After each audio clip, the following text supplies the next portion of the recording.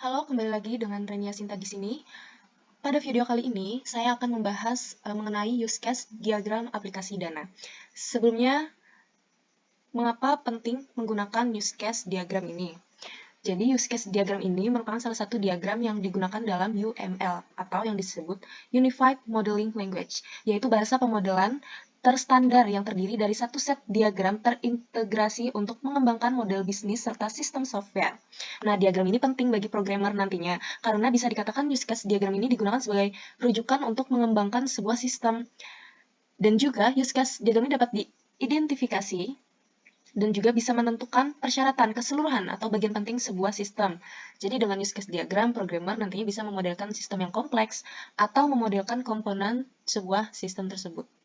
Nah, untuk komponen use case tersendiri, ini terdiri dari beberapa komponen utama ya. Dan di setiap komponen digambarkan dengan simbol-simbol yang berbeda. Jadi untuk membahas lebih lanjut, langsung saja kita ke pembuatan use case diagram ini. Untuk pembuatannya, di sini saya menggunakan Star UML. Lanjut, saya akan membahas mengenai use case aplikasi Dana ya. Kita tahu aplikasi Dana itu aplikasi untuk transfer uang atau menerima uang, bisa juga untuk menyimpan saldo di situ bisa. Untuk aktor di sini yaitu adalah pengguna Dana itu sendiri gitu. Jadi pengguna Dana sebelum mempunyai aplikasi Dana, jadi belum punya akun, belum registrasi, belum pernah melakukan login atau sebagainya di aplikasi Dana. Jadi diharapkan itu untuk registrasi akun terlebih dahulu. Jadi pengguna diarahkan untuk registrasi akun terlebih dahulu, tentunya dengan download aplikasi Dana dulu gitu di handphone masing-masing. Selanjutnya, ketika sudah registrasi akun, pengguna dapat masuk ke dalam akun tanpa melakukan registrasi lagi. Jadi ketika pengguna Dana sudah registrasi, nanti saya akan ketika akan masuk lagi itu tidak perlu registrasi lagi, jadi hanya masuk saja. Selanjutnya yang dilakukan adalah mengisi saldo. Jadi untuk pemula pengguna Dana ini pasti tidak memiliki isi saldo gitu, karena mereka baru pemula. Jadi diarahkan untuk mengisi saldo. Apabila sudah registrasi, sudah punya akun, ketika masuk pengguna bisa saja langsung mengirim uang ke teman atau menerima uang dan melakukan hal-hal lainnya. Selanjutnya, ketika saldo telah terisi atau pengguna memiliki saldo, pengguna dapat membayar tagihan, transfer uang, pembayaran via QRIS, dan pembelian pulsa dan kuota. Tentunya banyak sekali fitur-fitur yang ada di dalam Dana ini, di aplikasi Dana ini. Nah, yang mau saya jelaskan adalah inti-inti dari aplikasi Dana, karena untuk alur dari masing-masing seperti pembayaran, transfer uang, pembayaran via QRIS, pembelian pulsa, dan lainnya itu lumayan sama alurnya gitu. Jadi untuk selanjutnya akan dibahas mengenai deskripsi dan sebagainya untuk use case ini. Lanjut, ketika sudah punya saldo dan mau melakukan pembayaran, transfer uang via QRIS, pembelian pulsa, dan lainnya itu bisa. Dan juga di Dana nantinya kita bisa mengecek saldo gitu. Jadi untuk use case cek saldo di sini ketika saldo sudah ada ataupun saldo itu 0, jadi kita bisa ngeceknya gitu. Nanti akan dijelaskan lebih lanjut di bagian deskripsi. Selanjutnya adalah mengenai aktivitas transaksi. Jadi untuk cek saldo di sini itu berbeda dengan aktivitas transaksi gitu. Saldo di sini ketika saldo telah terisi ataupun saldo belum terisi, kita bisa menceknya gitu dengan nanti dijelaskan alur-alurnya. Selanjutnya untuk aktivitas transaksi di sini di Dana seperti pada M-Banking pada umumnya, jadi Dana bisa mengecek aktivitas-aktivitas transaksi. Kalau di M-Banking sekarang itu untuk cek transaksi lumayan sudah dibatasi gitu. Jadi per bulan atau per berapa bulan gitu. Tidak otomatis dia terlihat seperti Dana yang sekarang. Jadi memang lebih mudah untuk melihat aktivitas transaksi pada aplikasi Dana dibandingkan M-Banking yang sekarang gitu. Karena mungkin sudah upgrading sistem dan fitur-fitur pada M-Banking yang sekarang. Aktivitas transaksi di Dana ini sangat-sangat transparansi gitu. Mungkin saya akan jelaskan lebih lanjut pada deskripsi use case ini. Ketika pengguna sudah selesai melakukan aktivitas-aktivitas yang diperlukan oleh pengguna Dana dapat keluar akun. Untuk keluar akun di sini, pengguna bisa saja untuk mengklik tombol kembali pada handphone. Nah, ini tidak akan menutup akses aplikasi Dana. Tetapi pengguna juga bisa keluar akun pada menu saya, kemudian lanjut untuk men-scroll ke bawah dan klik keluar akun. Nah, ini akan menutup akses masuk. Jadi diperlukan adanya bisa bilang login ke dalam akun gitu. Ada dua cara untuk keluar akun dari aplikasi Dana. Lanjut, untuk alur registrasi akun pengguna Dana, membuka aplikasi Dana di perangkat seluler mereka. Selanjutnya aplikasi nanti menampilkan layar awal dengan opsi masuk atau mendaftar akun baru. Yang ketiga, pengguna memilih opsi mendaftar atau buat akun baru. Nanti aplikasi meminta pengguna untuk mengisi pendaftaran dengan informasi yang diperlukan, seperti nama lengkap, email, nomor telepon, dan kata sandi. Selanjutnya, pengguna memasukkan informasi yang diminta ke dalam formulir pendaftaran. Selanjutnya, aplikasi melakukan validasi data yang dimasukkan oleh pengguna tadi, seperti memeriksa keunikan alamat email dan nomor telepon. Nah, jika data yang dimasukkan valid, aplikasi mengirimkan kode verifikasi ke alamat email atau nomor telepon yang dimasukkan oleh pengguna. Dan selanjutnya, pengguna memasukkan kode verifikasi yang diterima ke dalam aplikasi untuk memverifikasi identitas mereka. Setelah verifikasi berhasil, pengguna menampilkan pesan sukses dan berikan akses ke akun baru yang telah dibuat oleh pengguna. Nah, selanjutnya pengguna dapat masuk ke dalam akun baru mereka dengan membuka aplikasi Dana yang telah tersedia di telepon pengguna. Jadi untuk aplikasi Dana saya sudah punya di handphone saya sudah install.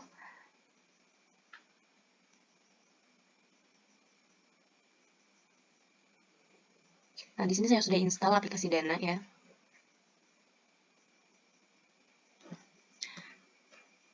Nah, di sini saya sudah melakukan registrasi. Jadi saya merupakan pengguna Dana, saya sudah melakukan registrasi ke akun saya di aplikasi Dana. Selanjutnya yang saya lakukan adalah untuk masuk kembali ke akun yang saya buat. Jadi untuk aktor pada use case ini adalah pengguna Dana, yaitu saya sendiri. Selanjutnya untuk deskripsi dari use case ini memungkinkan pengguna untuk masuk ke akun saya di aplikasi Dana, karena aktornya di sini bisa dibilang saya. Dengan masuk ke akun, pengguna dapat mengakses semua fitur dan layanan yang tersedia di dalam aplikasi. Prakondisi. Nah, pengguna telah mengunduh dan menginstal aplikasi Dana di perangkat seluler atau handphone. Nah, selanjutnya pengguna telah memiliki akun Dana dan telah terregistrasi, yaitu saya sudah terregistrasi. Selanjutnya pengguna memiliki kredensial yang valid seperti email, nomor telepon, dan kata sandi untuk masuk. Nah, ini sudah saya lakukan juga. Kemudian pasca kondisi, setelah berhasil masuk ke akun, nanti saya dapat mengakses semua fitur dan layanan yang tersedia di dalam aplikasi Dana. Baik, untuk alurnya, saya mulai di sini. Saya sudah buka aplikasi Dana di handphone saya. Selanjutnya, saya memilih masuk pada layar awal aplikasi, seperti bisa dilihat di sini. Lanjut untuk masuk ke dalam, lanjut untuk login ke dalam aplikasi Dana. Nah, pastikan nomor telepon ini benar dengan akun yang dibuatkan, nomor telepon yang sesuai dengan pada saat kita registrasi tadi. Klik lanjut. Oke, lanjut ke use case selanjutnya, yaitu pembayaran QR Code di aplikasi Dana. Jadi untuk aktornya itu pengguna Dana, deskripsinya bagaimana proses pembayaran menggunakan QR Code Dana di toko offline gitu. Jadi pada saat mungkin berbelanja di toko kita tidak membawa uang cash, kita bisa membayar melalui QR Code gitu. Jadi untuk QR Code kita langsung bisa pindah QR di sini. Kita klik pindah QR. Nah, bisa klik lanjut, dan lanjut. Nah, di sini kita langsung bisa ketika QR pembayaran dari toko offline itu ada, kita bisa men-scan-nya di sini dan nanti otomatis pembayaran itu akan berhasil gitu. Untuk prakondisi, pengguna Dana memiliki saldo yang cukup untuk melakukan pembayaran. Penjual atau merchant memiliki akun Dana bisnis dan telah mengaktifkan fitur QRIS. Aplikasi Dana terinstal dan terhubung internet. Tentu saja, perangkat pengguna memiliki kamera yang berfungsi, jadi untuk handphone diharapkan untuk kamera itu bagus ya, jadi kita bisa melakukan aktivitas scan QR. Jadi scan QR Dana dari penjual nanti terlihat jelas gitu. Pasca kondisi di sini nanti pembayaran berhasil. Kemudian pengguna menerima notif pembayaran berhasil. Kemudian selain pengguna, penjual juga menerima notifikasi pembayaran masuk. Untuk alur di sini setelah membuka Dana tadi langsung ke fitur scan di halaman beranda ini, atau kalau di sini pindai sama saja. Selanjutnya pengguna nanti ya kita diarahkan untuk ke kamera lalu men-scan kode QR gitu. Jadi nominal pembayaran akan muncul di layar gitu. Untuk sekarang tidak bisa mendemokan karena memang tidak ada pembayaran gitu. Jika PIN Dana dimasukkan sudah benar, pembayaran akan diproses. Pengguna akan menerima notif pembayaran berhasil di aplikasi Dana gitu. Setelah berhasil, lanjut ke use case selanjutnya, yaitu pembayaran tagihan bulanan di aplikasi Dana. Nah, untuk saya pernah sebelumnya membayar tagihan bulanan gitu. Untuk aktornya di sini pengguna Dana itu saya.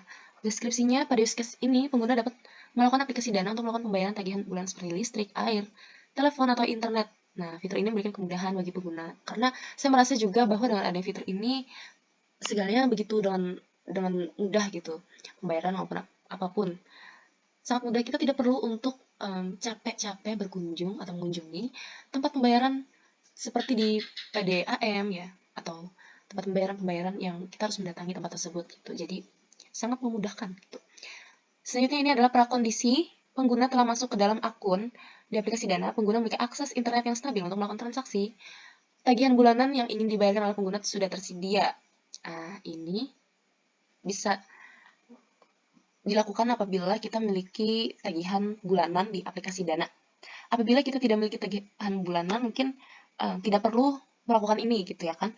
Dan apabila tidak memerlukan juga tidak harus gitu. Selanjutnya pasca kondisi, tagihan bulanan nanti akan berhasil dibayar dan lunas. Kemudian pengguna dapat mendapatkan konfirmasi pembayaran yang detail dan bukti pembayaran yang sah. Gitu.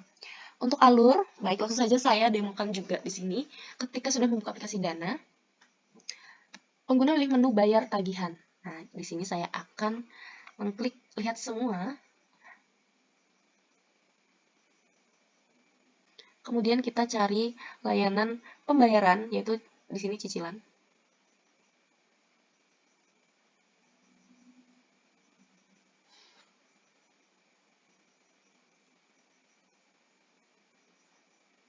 Nah, untuk tagihan ini dapat dilihat di sini.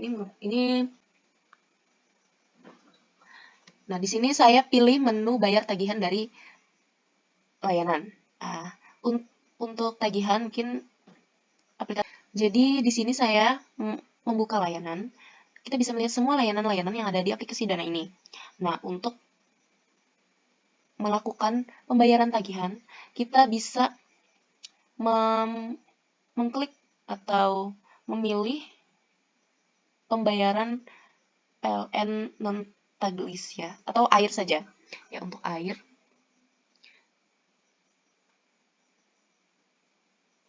Di sini kita isi dulu.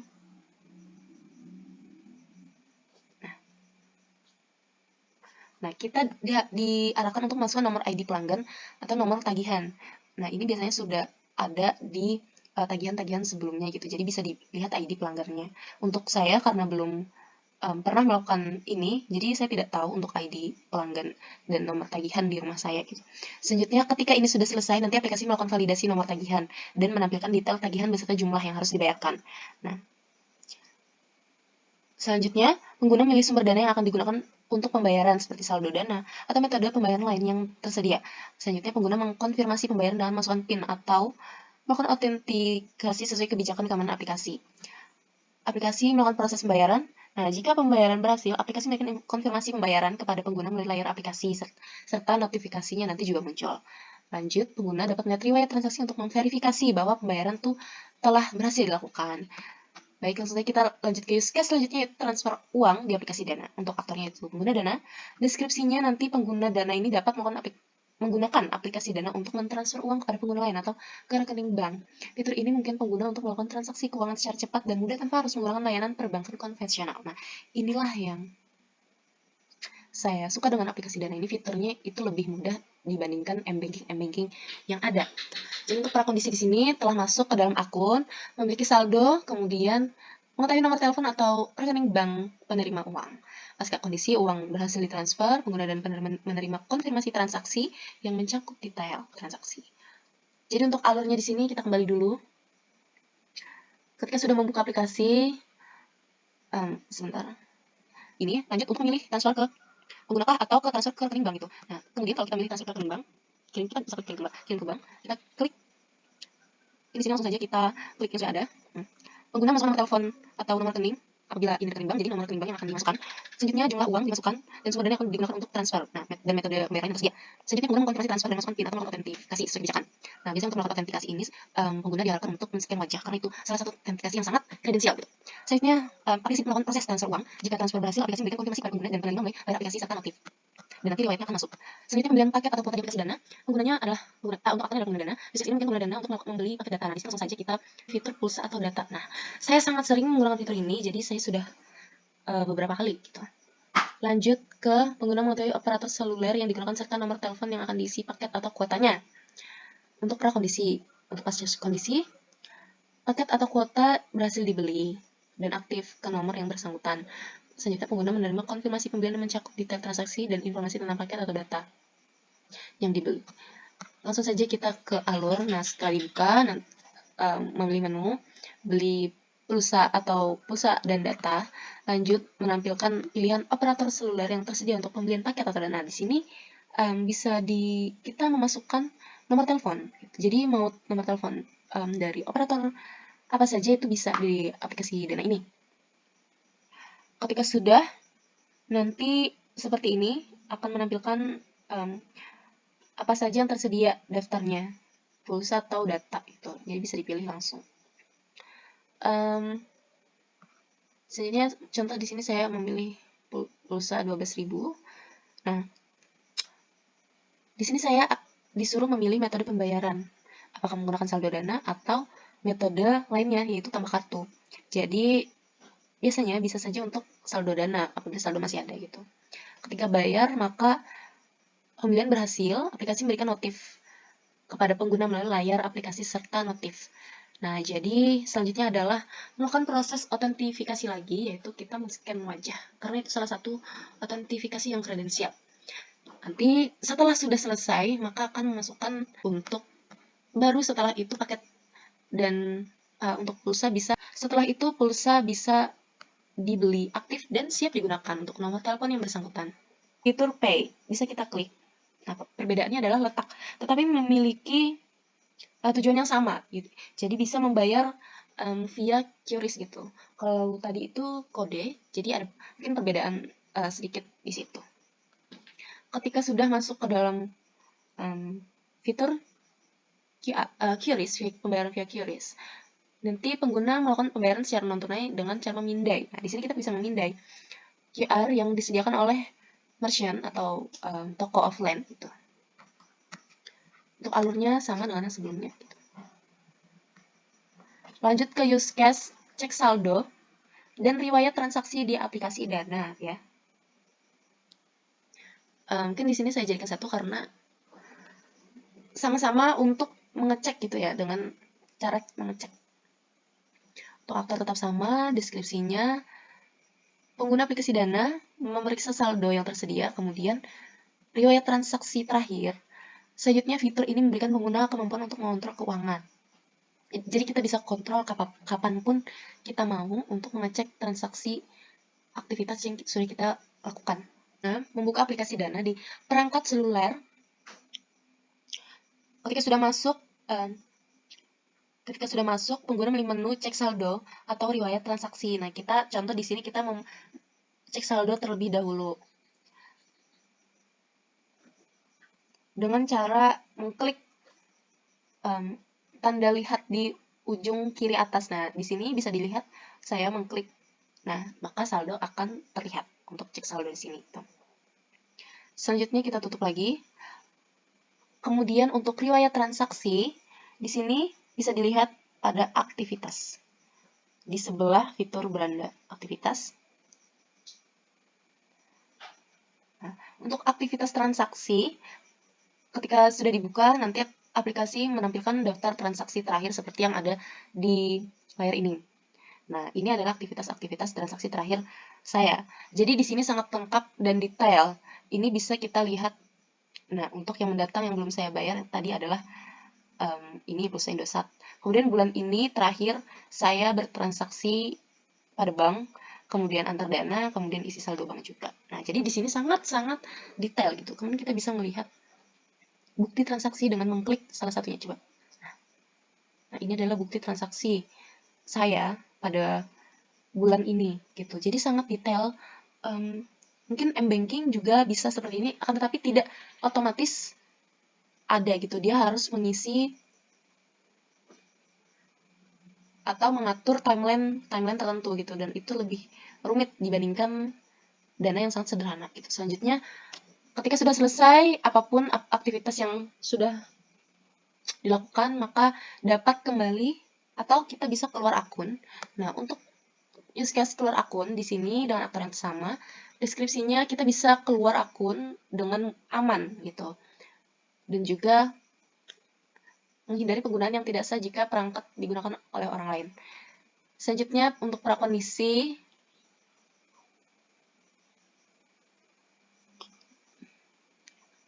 pengguna telah masuk ke dalam akun. Pengguna memiliki akses internet dan transaksi selesai, tidak ada transaksi lagi. Untuk pasca kondisi, pengguna telah berhasil keluar dari akun. Untuk alurnya, kita sudah di halaman beranda di sini. Setelah selesai melakukan transaksi, bisa masuk ke menu saya. Nah, kita klik menu saya. Yang paling bawah ada, kita scroll paling bawah ada. Nah, ada keluar. Ini untuk kita apabila ingin keluar dengan aman gitu. Jadi untuk keluar aplikasi Dana dengan aman itu harus di sini, harus mengklik keluar pada bagian saya. Selanjutnya, apabila kita klik maka akan ada opsi konfirmasi ya atau tidak di sini.